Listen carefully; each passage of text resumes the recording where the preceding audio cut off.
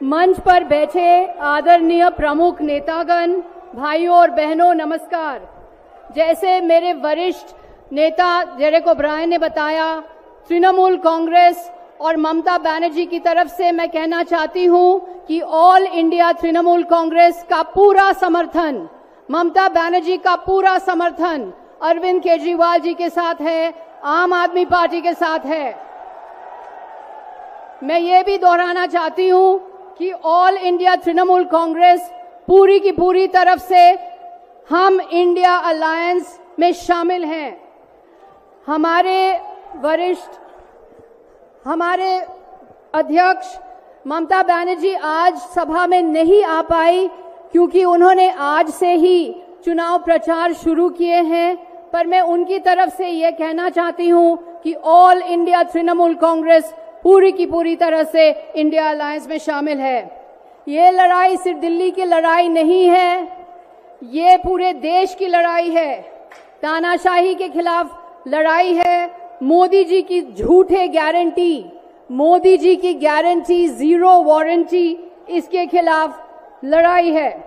हम जानते हैं कि आम आदमी पार्टी और अरविंद केजरीवाल जी के सामने एक बहुत बड़ी चुनौती है। चुनाव के समय है और इस समय आपके लोकप्रिय नेता को जेल भेजा गया है। ये तानाशाही है, लोकशाही नहीं है, जनतंत्र नहीं है। मोदी सरकार के पास एक यंत्र है जो विपक्ष को कुचल रही है और इसका नाम है ईडी। ये है दुनिया का सबसे बड़ा वॉशिंग मशीन। एक विज्ञापन था निरमा पाउडर का, जो दूध सी सफेदी निरमा से आए।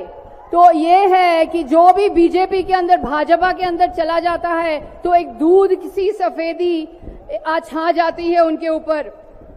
मैं ये कहना चाहती हूं कि इस तरह की राजनीति जहां एक व्यक्ति के पास अधिकार है, एक नेता, एक दल, एक पार्टी, एक व्यक्ति, ये राजनीति हमारा सामाजिक ढांचा और फेडरल स्ट्रक्चर को खत्म कर रहे हैं। हर राज्य के कुछ न कुछ खासियत है।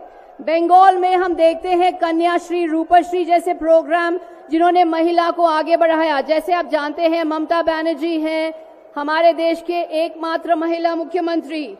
तमिलनाडु ने मिड डे मील स्कीम दिया, तेलंगाना में राइतु बंधु स्कीम है, केरला ने 100% लिटरेसी प्राप्त की, केजरीवाल ने मोहल्ला क्लिनिक्स बनाए, सरकारी स्कूलों को दुरुस्त किया, आपकी बात सुनी, आपकी समस्याएं को सुलझाने में पूरी कोशिश की। लेकिन मोदी सरकार सिर्फ अपनी राय सुनते हैं और अपनी मनमानी करते हैं, किसी की राय नहीं लेते, राज्यों के जो खासियत है वो स्वीकार नहीं करते। बंगाल के गरीब कल्याण पैसे नहीं मिले। 4 लाख करोड़ केंद्र सरकार ने बंगाल से लिया है, पर 1 लाख करोड़ बंगाल को मिलना है। केंद्र सरकार की तरफ से बंगाल को नरेगा के पैसे नहीं दिए गए।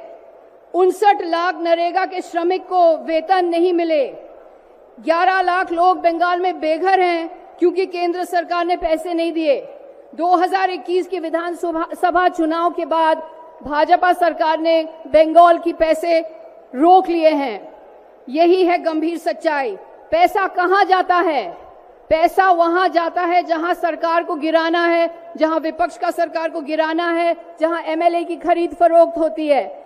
बाढ़ पीड़ितों के पास पैसे नहीं जाएंगे, गरीब कल्याण के लिए पैसे नहीं जाएंगे, सिर्फ एमएलए की खरीद फरोख्त के लिए पैसे जाएंगे। ये एक नेता, एक व्यक्ति, एक पार्टी, एक दल की राजनीति से हमारा देश का विनाश हो रहा है। कीमतें बढ़ रहे हैं और मैं आपको एक चौंकने वाला आंकड़ा सुना दूं। देश की 70% आमदनी केवल 10% लोगों के हाथ में है। 50% लोगों के पास सिर्फ 3% आमदनी है। ये है एक भयंकर असमानता। तो सारे कीमतें बढ़ रहे हैं। दूध का दाम 61% बढ़ा, टमाटर का दाम 115% बढ़ा, तूर दाल का दाम 120% बढ़ा। मोदी की गारंटी जीरो वारंटी है। इसीलिए हम ये कहना चाहते हैं तृणमूल कांग्रेस और इंडिया के अलायंस की तरफ से कि मोदी जी हमारे साथ आकर के खुली बहस करें, सार्वजनिक तौर पे बहस करें। आपसे हम कहना चाहते हैं कि याद रखिए कि 2024 का ये आम चुनाव तानाशाही वर्सेस लोकशाही का चुनाव है। लोकतंत्र को मजबूत कीजिए। जो भी प्रत्याशी बीजेपी को हरा सकेगा, बीजेपी को टक्कर दे सकेगा, उसको वोट दीजिए।